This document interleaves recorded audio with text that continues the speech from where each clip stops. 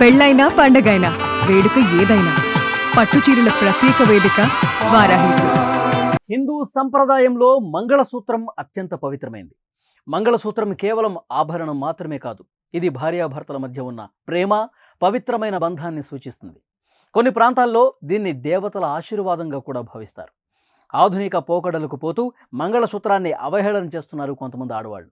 అలాంటిది పవిత్రమైన మంగళసూత్రం ఓ హంతకురాలిని పట్టించింది. ఇంతకీ ఆ హంతకురాలు ఎవరు? ఎందుకు మంగళసూత్రాన్ని పక్కన పెట్టింది?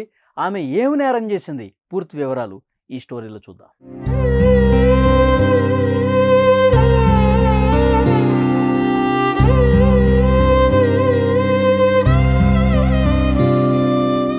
దేశవ్యాప్తంగా సంచలనం సృష్టించిన మేఘాలయ హనీమూన్ హత్య కేసులో రోజుకొక ట్విస్ట్ వెలుగు చూస్తోంది. పెళ్ళై పట్టుమని 10 రోజులు కూడా కాలేదు.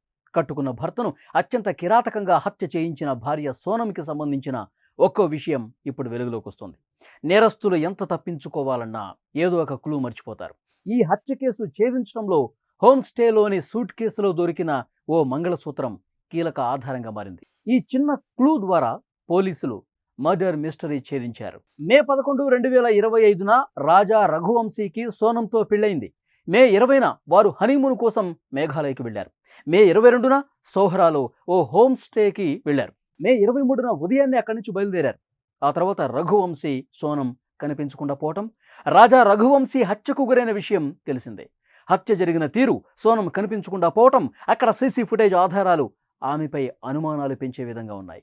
ఆ కోణంలో పోలీసులు దర్యాప్తు మొదలుపెట్టారు. ఈ కేసు ఇన్వెస్టిగేషన్ చేస్తున్న డీజీపీ మాట్లాడుతూ, దంపతులు స్టే చేసిన హోటల్ రూమ్లో సోదా చేస్తుండగా అక్కడ సూట్ కేసు దొరికింది. అందులో మంగళసూత్రం, ఒక ఉంగరం ఉన్నాయి. హిందూ సంప్రదాయం ప్రకారం పెళ్ళైన 16 రోజుల వరకు ఎట్టి పరిస్థితుల్లో కూడా దాన్ని తీయరు. కొత్తగా పెళ్ళైన సోనం రూమ్లోనే తాళి, ఉంగరాన్ని సూట్ కేసులో వదిలి వెళ్ళటం మాకు కొన్ని అనుమానాలు కలిగించింది. ఈ కోణంలోనే దర్యాప్తును ముమ్మరం చేశాం. జూన్ 9న సోనం యూపీలోని ఘాజీపూర్లో లొంగిపోయింది. ఆమెతో పాటు నిందితులను కూడా అదుపులోకి తీసుకుని విచారణ చేయగా నేరం మొత్తం కూడా సోనం ఒప్పేసుకుంది. ఆమె చేసిన ఈ చిన్న నిర్లక్ష్యమే మాకు కీలక ఆధారంగా మారిందని డీజీపీ చెప్పారు. పోలీసు విచారణలో సంచలన విషయాలు బయటపెట్టిన సోనం ఈ కేసులో మరొక నిందితుడిగా ఉన్న రాజ్ కుష్వాహా సమక్షంలో సోనంను ప్రశ్నించారు.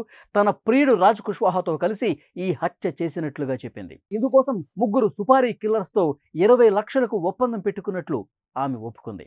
నాంగ్రియాట్ నుంచి తిరిగి వస్తున్న సమయంలోనే రఘువంశీని చంపించడమే కాక స్వయంగా తానే లోయలోకి తోసేసినట్టు పోలీసుల ముందు అంగీకరించింది. ఈ కేసులో నిందితురాలు సోనం రఘువంశీతో సహా 5గురిని షిల్లాండ్ కోర్టులో హాజరుపరిచారు. ఇరువైపులా వాదనలు విన్న న్యాయస్థానం నిందితులకు 8 రోజుల పోలీసు కస్టడీ విధించింది.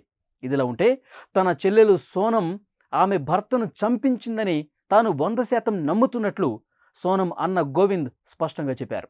నేరం రుజువైతే ఆమెను ఉరి తీయాలన్నాడు. ఇష్టం లేకుండా పెళ్లి చేసుకుని దాంపత్య జీవితంలో కోరి కష్టాలు తెచ్చుకుంటున్నారు. సున్నితమైన వివాహ బంధానికి మచ్చ తెచ్చే విధంగా హత్యలకు పాల్పడుతున్నారు. దేశంలో కొంతకాలంగా భార్యల చేతిలో భర్తలు ఇదే తరహాలో చనిపోవటం భయాందోళన కలిగిస్తోంది. వివాహేతర సంబంధాలు, ఆస్తి కోసం ఈ తరహా హత్యలు జరుగుతున్నాయని పోలీసులు అంటున్నారు.